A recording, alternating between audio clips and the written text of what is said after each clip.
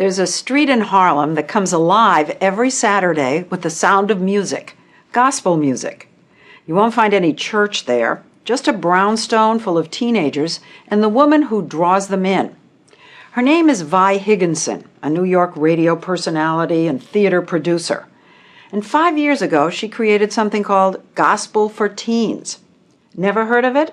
Well, we think you'll be glad you did. And if you're thinking that Vi Higginson thought up this program as a way to save the teens, you'd be wrong. She did it to save the music. The story will continue in a moment.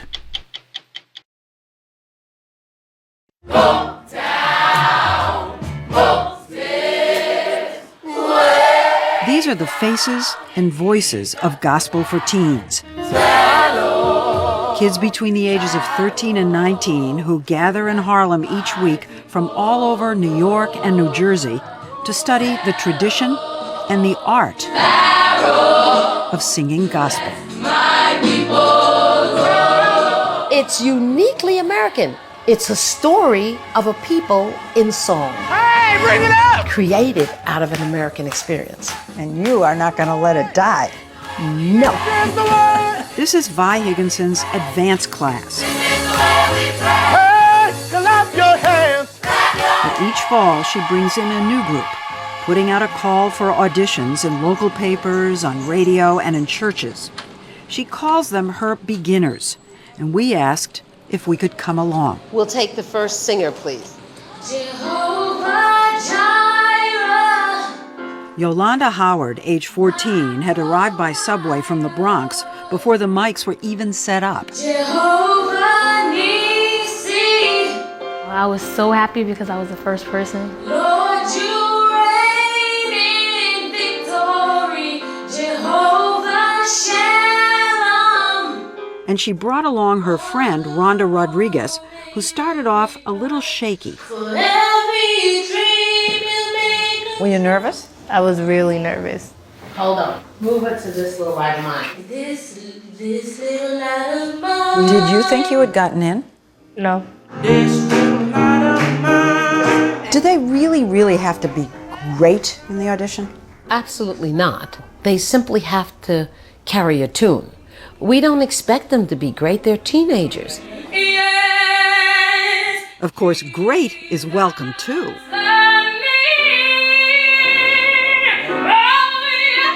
Vi Higginson's goal is to bring gospel to kids more likely to have been raised on hip-hop.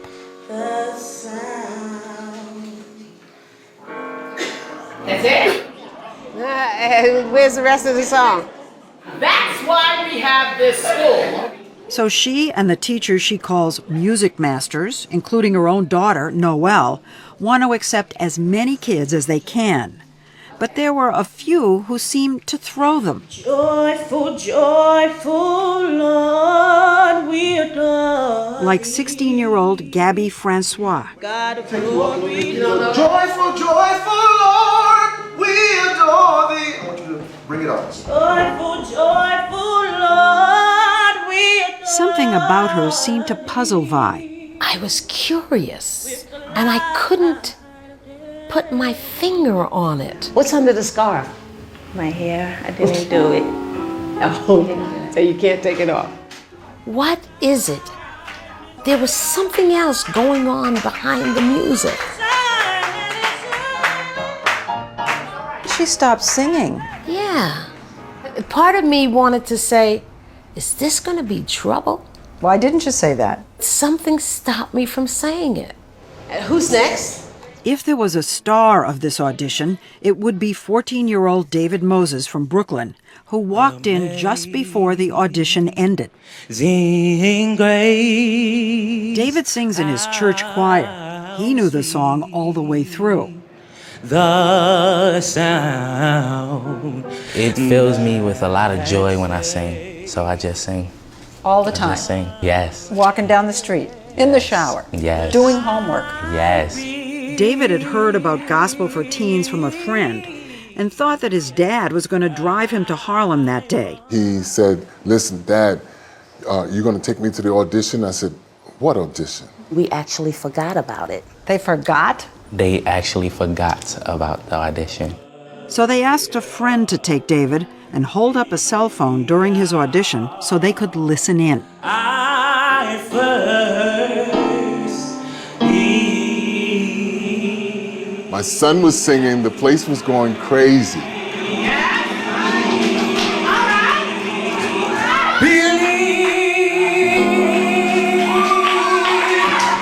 Let me tell you, the next week, I made sure Daddy and Mommy was bringing him back to class. I want to formally welcome you.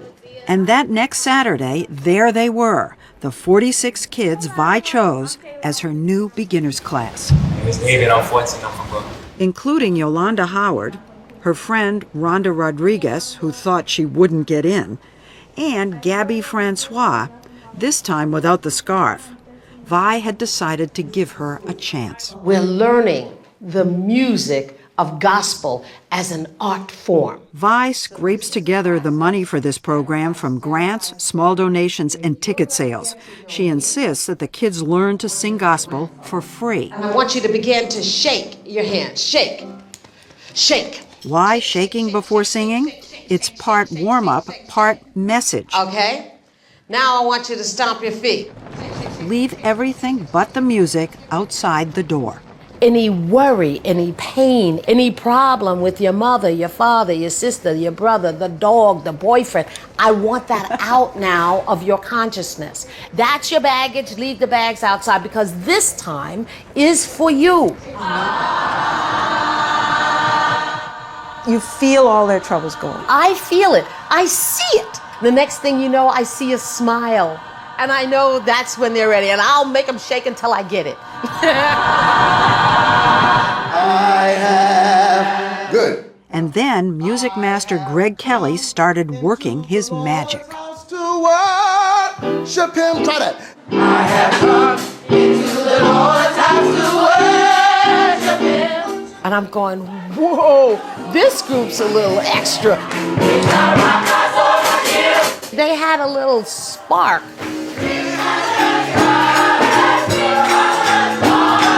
By the end of their first lesson, a single 2-hour class, this group of 46 strangers had learned not one, but 3 songs, each in 3-part harmony.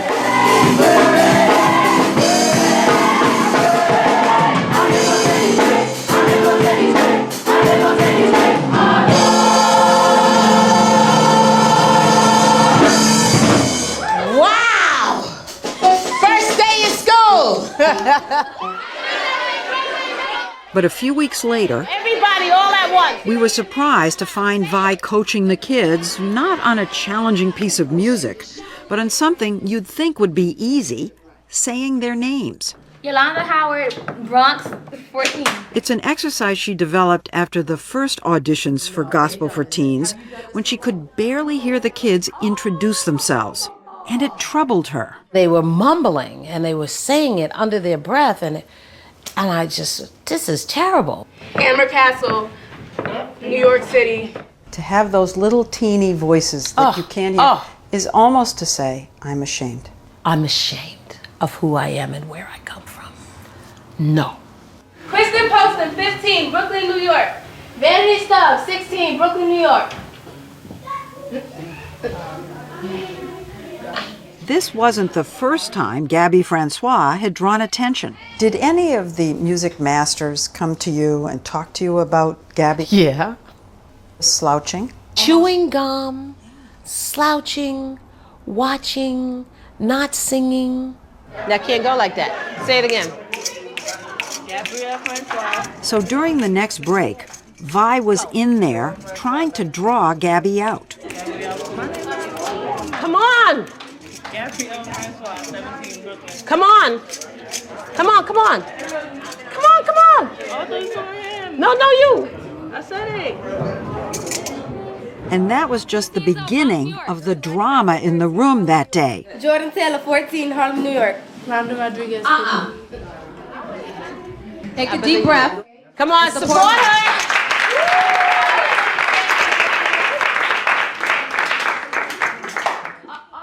She broke down. She broke down. You want to do it later? You want to do it later? She wants to do it later. But you coming back. At that point, did you know anything about what her personal life was like? Nothing. Zero. Nothing. Only what was presented in front of me. I saw her tears. I saw her eyes. I saw her nervousness about saying her name. Rhonda Rodriguez, 15, Bronx, New York. Okay. All right. We'll work with it next week, okay? Vi started Gospel for Teens with the clear idea of leaving all the baggage at the door.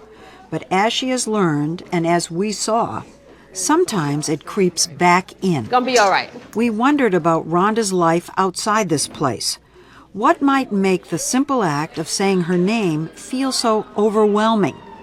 And when we asked, it led us here to one of the toughest parts of New York City, the South Bronx, where Rhonda is being raised by Carmen Rivera. So you are not her mother. No, ma'am. Are you her grandmother? No. She's her grandmother's mother. You're her great-grandmother. Yes. Oh, go girl. And she's had Rhonda since she was a baby. Do you know your mother? Yeah, I know my mother. Is she in your life?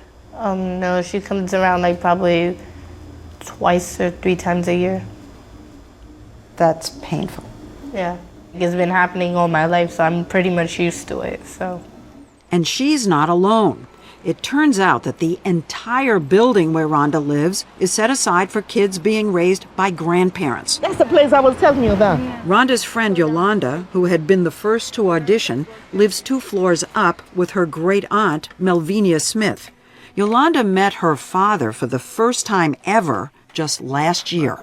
He came to my house and he told his big elaborate tale about, I'm here for you. He gave her $20 and I'll be back on Sunday to take you to the movie. She stayed home from church that Sunday waiting for him. He never showed up and it's been a year ago. I mean, I forgive him because it wasn't his fault. What wasn't his fault? Because he had to work. That was his excuse. So you wrote a song about it? Yes. Can you sing it for us? I love to. All right.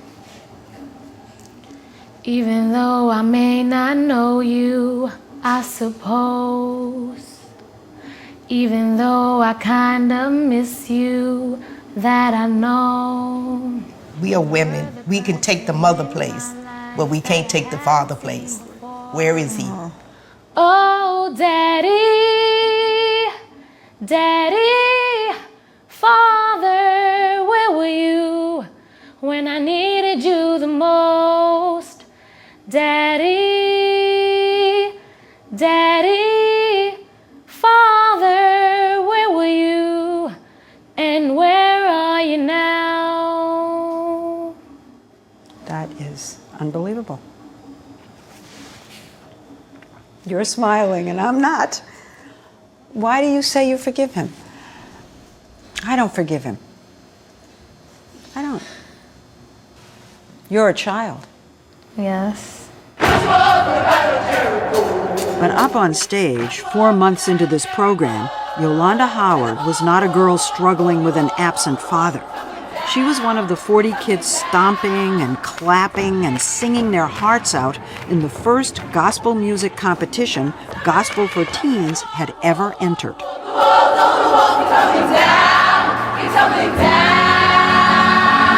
They tore that up. I'm sorry. They tore that stage up. Our grand prize winner, Gospel for Teens from Harlem, USA. I just wanted to hug them. I wanted them to see what it feels like to win. And this is where the story should end, shouldn't it?